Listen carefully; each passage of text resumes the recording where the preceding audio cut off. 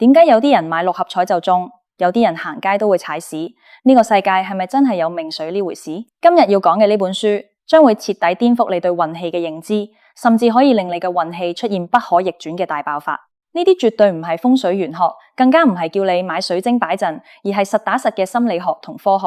這本書個名叫做《The Luck Factor》，作者叫做 Richard Wiseman。呢個名你可能未聽過，但佢呢世人做過嘅事真係非常傳奇。喺佢18歲嗰年，佢仲係一個喺倫敦街頭擺檔變魔術嘅後生仔。魔術呢家嘢，路人估中邊張牌，同伴就喺側邊歡呼，估錯就拍拍囉柚走人。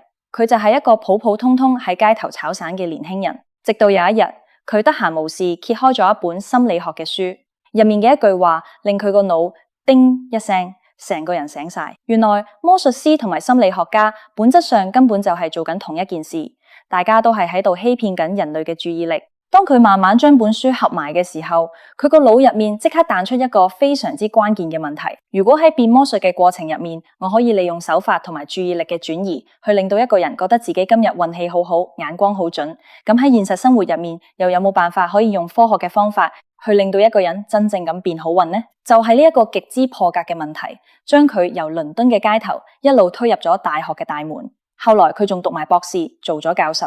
佢喺英國赫特福德郡大學開咗一個極之古怪嘅專業，專門去研究迷信、玄學、運氣呢啲平時主流學術界根本就睇唔上眼嘅神棍嘢。佢仲為自己定低咗一個長達10年嘅目標，發誓要將運氣呢2個字用科學嘅角度徹底搞清楚。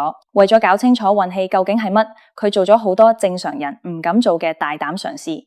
佢走去研究黑貓，研究點解有啲人摸咗護身符就覺得自己好運，研究喺13號星期5出世嘅人係咪真係命水黑仔啲。佢甚至乎喺全英國咗400幾個普普通通嘅人返嚟，其中一半人平時覺得自己超級幸運，出門口永遠綠燈嗰種，另外一半就覺得自己超級黑仔，飲啖水都會啃親。佢對呢400幾人做咗足足10年嘅追蹤問卷同埋實驗，最後佢得出咗一個連佢自己都嚇咗一跳嘅結論：原來運氣根本就唔係天注定，而係可以靠後天練出嚟嘅。為咗證明自己呢個理論， Richard Wiseman 後來仲做咗一件更加瘋狂嘅事，佢開咗一間運氣學校，專門收嗰啲自認黑仔到爆嘅人入去讀，只要跟住佢研究出嚟嘅方法去練足1個月，結果有80%嘅學員出嚟嘅時候都好肯定咁話自己嘅運氣真係肉眼可見咁變好咗。短短1個月，由超級黑仔變成幸運兒，呢啲絕對唔係點擊嘅心靈雞湯，而係有晒對照數據嘅嚴謹科學。你可能會問，佢點知運氣可以練得返嚟？呢度就要由佢做過嘅幾個出名實驗講起。先講最經典嗰個報紙實驗，佢咗班人返嚟分做2組，一組覺得自己條命好好，另一組覺得自己好黑仔。佢派俾每個人一份完全一樣嘅報紙，叫佢哋數下入面總共有幾多張相。聽落好簡單吖嘛，2組人即刻開始數，但係佢其實一早喺報紙第2頁靜靜雞印咗行好大隻嘅字，大到你一翻開報紙就一定會睇到，內容寫住唔使數啦，份報紙總共有43張相。幸運組嗰班人用咗幾秒鐘翻到第2頁，一睇到行大字就即刻合起份報紙，大聲話43張，跟住轉身就走，輕輕鬆鬆搞掂。但係黑仔組嗰班人呢，佢哋就係咁耷低頭，一張一張慢慢數，平均用咗足足2分鐘，硬係睇唔到嗰行大字。同一份報紙，同一行大字，結果差咗幾十倍。最要命嘅係，佢仲喺報紙中間加多條隱藏信息，寫住見到呢行字，同實驗員講聲就可以攞走$250獎勵。結果黑仔組又再一次完美錯過。你話佢哋係咪眼力有問題？絕對唔係。佢後來再做咗另一個實驗，特登揼咗一張5磅紙幣喺一間咖啡店門口，然後安排呢2組人逐個行入去買杯咖啡。幸運組嘅人行過，好自然就會見到地下有錢，踎低執起張銀紙，笑一笑先至行入鋪頭。而黑仔組嘅人對眼好似盲咗咁，直行直過，完全睇唔到，買完杯咖啡就走。同一張銀紙，同一個位置，大家對眼都冇事。差嘅其實係睇呢個世界嘅方式。咁呢種睇世界嘅方式到底係啲乜嘢？我暫時唔開估住，因為開估之前你要先睇清楚你自己。你有冇發覺，當你人生做成一件事或者升職加薪嗰陣，你會好謙虛咁話好彩啫，我運氣好。但係當你搞禍咗一件事或者投資輸錢嗰陣，你會即刻話我真係唔得，我真係廢。點解會咁？因為你心入面嗰把負面聲音一早就已經認定咗你嘅運氣係改唔到嘅，所以遇到好事你唔敢認叻，遇到壞事你又唔敢孭鑊，淨係推俾命運。你以為咁樣叫做成熟，叫做謙虛，其實呢個係認知上嘅極度懶惰。人生最大嘅悲哀唔係運氣差，而係你從來都冇問過自己，運氣到底可唔可以改。Richard Wiseman 用咗10年時間，就係為咗解答你呢個問題。佢話運氣唔係整定嘅，而係一種心理體質，係可以拆開嚟分析同埋訓練嘅。佢將呢種體質拆解成4種能力。呢條片剩下嘅內容，你只需要記住一件事，就係改運4力模型。呢4種能力，邊一種都可以靠後天練出嚟，練齊晒，你就會擁有佢所講嘅運氣體質。你要搞清楚，改運4力係教你點樣去練，而運氣體質係你練完之後自己生出嚟嘅嘢，一個係動作，一個係結果。接下來我逐樣拆解俾你睇。第一種能力叫做機會感知力，講穿咗就係睇下你對眼睇嘢夠唔夠闊。講返頭先個報紙實驗，黑仔組點解會睇唔到嗰行咁大隻嘅字？唔係視力差，亦都唔係唔認真，反而係因為太過認真，佢哋個頭沉晒落去數上，注意力縮到正反一條針咁細，對眼淨係盯實啲相，其他嘢全部變晒背景，限制大到貼落塊面度，佢哋都睇唔到。Richard Wiseman 話，焦慮會令到一個人變盲。香港人生活節奏咁快，壓力咁大，好多時就係太想達成某個目的，結果乜都睇唔到；太想拍拖，脫離單身，日日玩交友 app。結果反而錯過咗身邊肯幫你介紹筍盤嘅好朋友。太想搶份好工，去見工嗰陣緊張到震，結果錯過咗沿途或者同行業入面更好嘅機會。太想抓住某一件特定嘅事，成個世界嘅好運就喺你身邊白白溜走。點解啲太過強求嘅人到頭來永遠得個吉？就係呢個原因。你心入面係咁嗌，我一定要搞掂，我一定要到，我一定要揸住。你嗌得越大聲，你對眼嘅視野就收得越窄。幸運嘅人係完全反過嚟嘅，佢哋對眼係好闊落嘅。行入咖啡店，佢哋會睇到地下嗰5磅；睇報紙，佢哋會睇到手掌咁大隻字；去飯局或者 networking， 佢哋會留意到坐喺旁邊一直冇出聲嗰個人。嗰個分分鐘就係改變你一生嘅貴人。呢啲唔係天分，而係可以練出嚟嘅睇世界方式。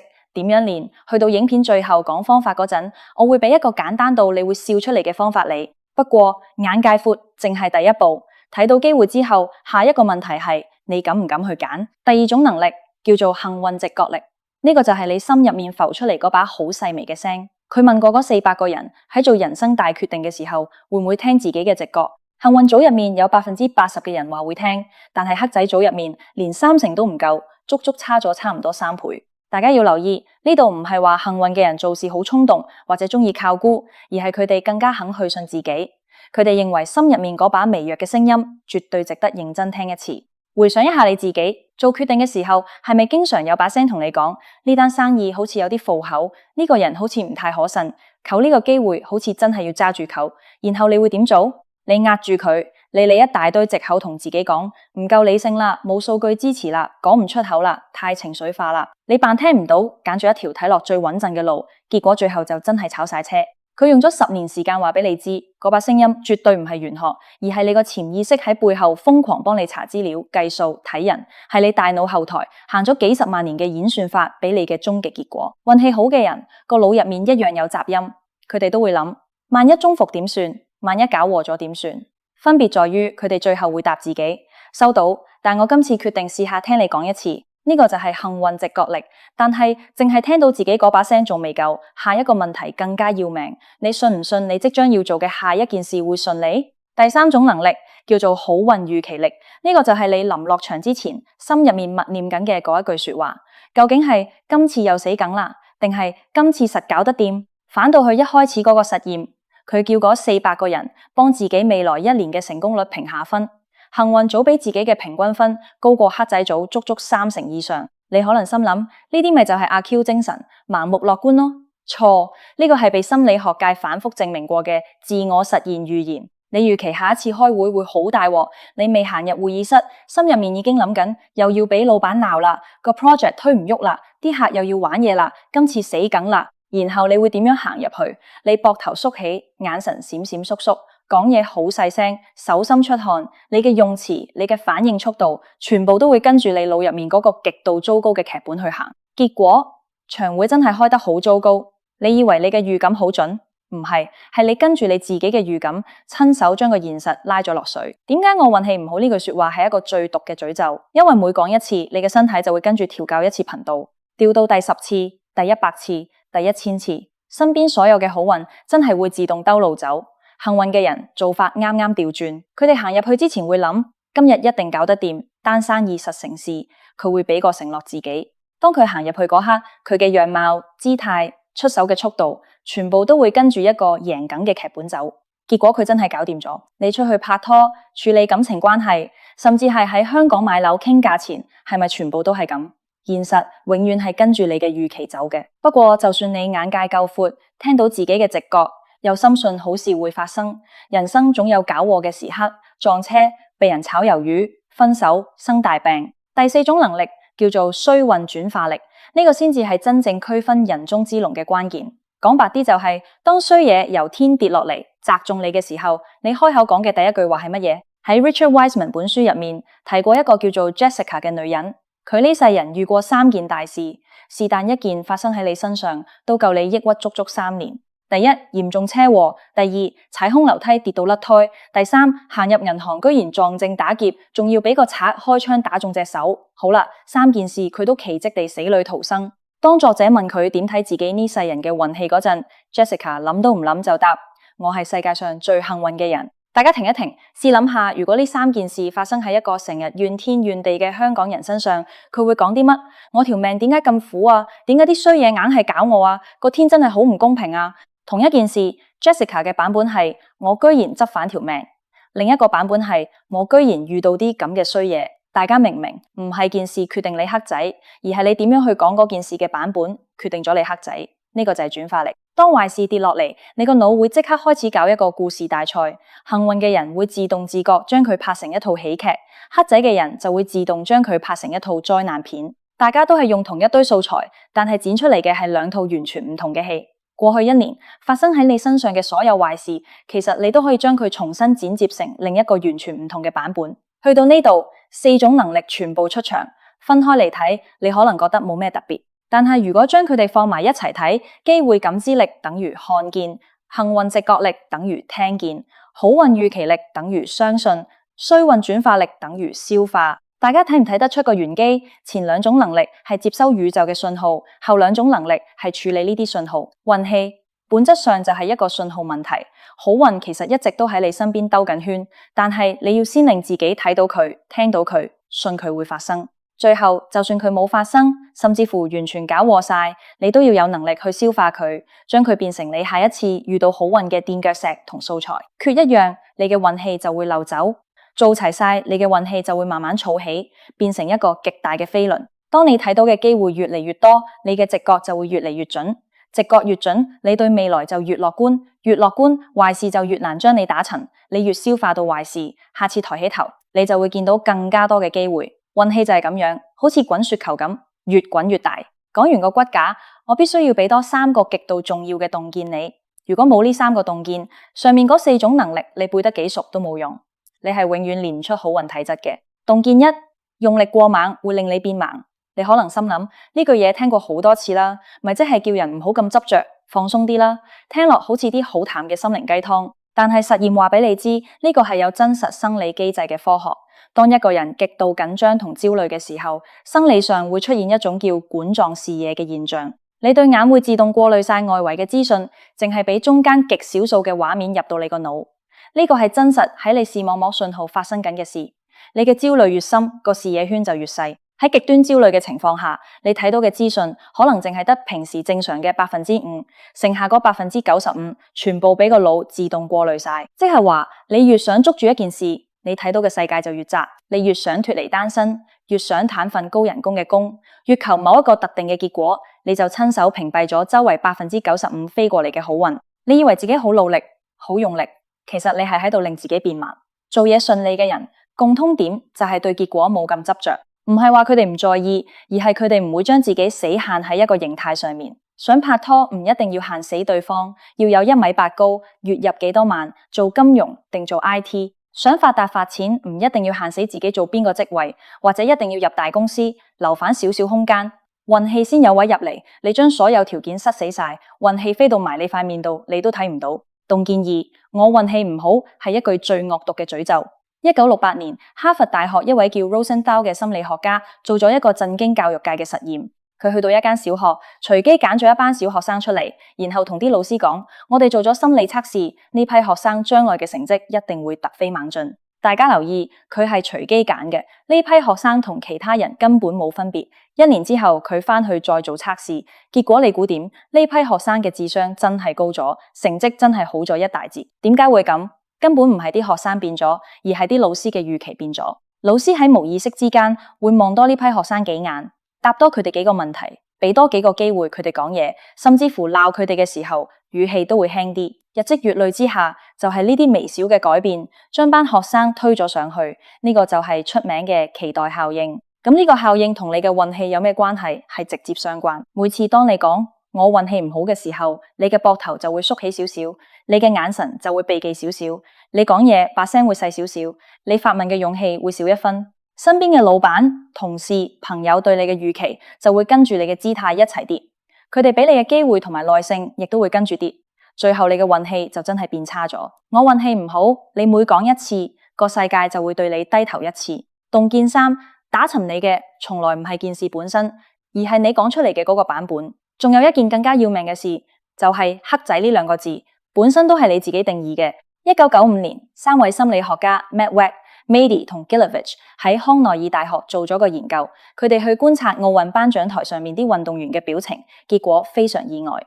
銀牌得主嘅幸福感竟然遠遠低過銅牌得主，銀牌排第2，銅牌排第3，理應銀牌應該開心啲啦。現實恰恰相反，點解？因為銀牌企喺個台度，鏡頭掃過去，佢笑得好生硬，因為佢腦入面諗緊差少少我就攞冠軍啦。但係銅牌得主笑得好輕鬆好燦爛，佢腦入面諗緊哇好險啊，差少少我連個台都上唔到啊。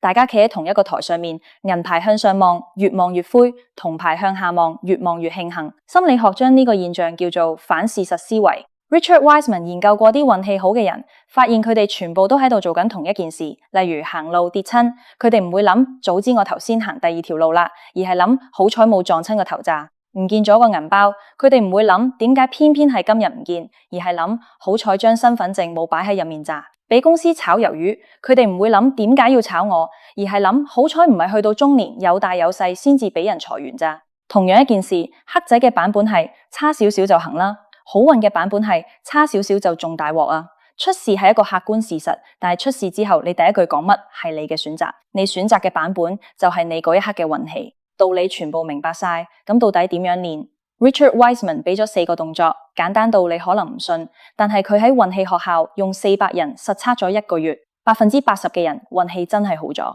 第一，對應機會，感知力嘅紅衫法則，下次你去飲茶、去飯局或者去 speed dating， 出門口之前喺個腦度隨機諗一隻顏色，例如紅色。去到現場，你全程淨係同身上有呢隻顏色嘅人傾偈，其他人你禮貌上點下頭就得。聽落係咪好怪？但正正就係呢種隨機性，強行將你由平時無聊嘅社交舒適圈度拉出嚟，逼你去接觸一啲你平時絕對唔會理嘅人。好運往往就藏喺呢啲意外嘅交集之中。第二，對應幸運直覺力嘅睡前5分鐘靜音，每晚臨瞓前俾5分鐘時間自己，戒晒所有電話，唔好睇 Instagram， 唔好聽音樂 app， 唔好聽電台，靜靜地問自己一個問題：今日邊一件事，我心入面其實一早已經有答案，但我扮聽唔到。將佢寫低，就算淨係寫一句都好。1個星期之後，你睇返有幾多件係中嘅，你會嚇親。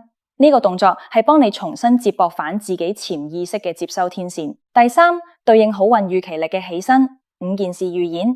聽朝早起身第一件事，千萬唔好掂個電話，繼續攤喺張床褥度，喺個腦度過一次今日最關鍵嘅節點，開會、見客、傾 project、見工。